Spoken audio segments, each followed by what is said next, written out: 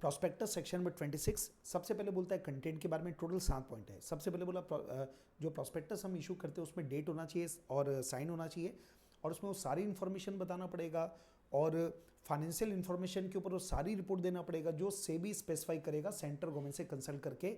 और जब तक सेबी स्पेसिफाई नहीं करेगा तो सेबी ने रेगुलेशन में जो लिख कर रखा है वही लॉ यहाँ पे एप्लीकेबल होगा। फिर इसी में एक और पॉइंट है कि जब आप प्रोस्पेक्टस कंपनियां इशू करती है तो कंपनी को डिक्लेरेशन देना पड़ेगा कि हमने कंपनीज एक्ट का कंप्लायंस किया है और हमने प्रोस्पेक्टस में से कोई बात नहीं लिखी है जो 3 एक्ट के खिलाफ है, कंपनीज एक्ट, SCRA और सेबी। सेकंड नंबर एक्सेप्शन, मतलब 2 ऐसे केस हैं जहां पे आपको प्रोस्पेक्टस लगाने की आवश्यकता ही नहीं है, इशू करने की आवश्यकता नहीं है, आप भले पब्लिक ऑफर करें।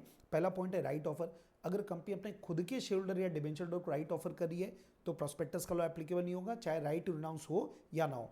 और सेकंड नंबर है कंपनी का ये जो ऑफर है ये ऑफर यूनिफॉर्म है विद द प्रीवियस ऑफर, और ये जो कंपनी है वो लिस्टेड होना चाहिए। तो ऑफर यूनिफॉर्म हो प्लस कंपनी लिस्टेड हो तो जरूरत नहीं है। तीसरा पॉइंट है प्रोस्पेक्टस में आपको डेट डालना पड़ेगा और वो जो डेट डली है उसको डेट ऑफ पब्लिकेशन की तरफ माना जाता है। चौथा नंबर है कि प्रोस्पेक्टस की एक कॉपी आपको ROC को फाइल करना पड़ेगा। वो जो डेट डली है उसके पहले ROC को फाइल करना पड़ेगा, और वो जो प्रोस्पेक्टस है जो हम ROC को फाइल करते हैं उसमें हर डायरेक्टर, प्रपोज डायरेक्टर या उनके ऑथराइज पर्सन साइन करते हैं। फिर अगर एक्सपर्ट के ओपिनियन को प्रोस्पेक्टस में लिखना है तो कुछ बातों को ध्यान रखना है। सबसे पहले वो जो एक्सपर्ट है वो एक्सपर्ट हमारे कंपनी के प्रमोशन, फॉर्मेशन, मैनेजमेंट में एंगेज नहीं होना चाहिए, उसने रिटर्न कंसेंट दी हो और रिटर्न कंसेंट विड्रॉ नहीं किया हो, और ये स्टेटमेंट को हमने प्रोस्पेक्टस में लिखा हो।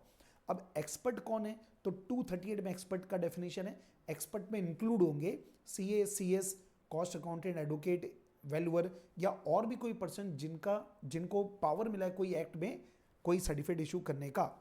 फिर अगला 6 नंबर का पॉइंट है, हम जो प्रोस्पेक्टस इशू करते हैं पब्लिक को उसके फेस में हमको ये लिखना पड़ेगा कि इसकी कॉपी हमने ROC को डिलीवर कर दिया है, और साथ में हमने ROC को जो प्रोस्पेक्टस दिया उनके साथ क्या क्या डॉक्यूमेंट हमने अटैच किए हैं उनकी लिस्ट आपको इसमें बतानी पड़ेगी। और जब हमने ROC को प्रोस्पेक्टस फाइल किया उसके 90 डेज के अंदर आपको इसकी कॉपी ROC पब्लिक को इशू करना पड़ेगा।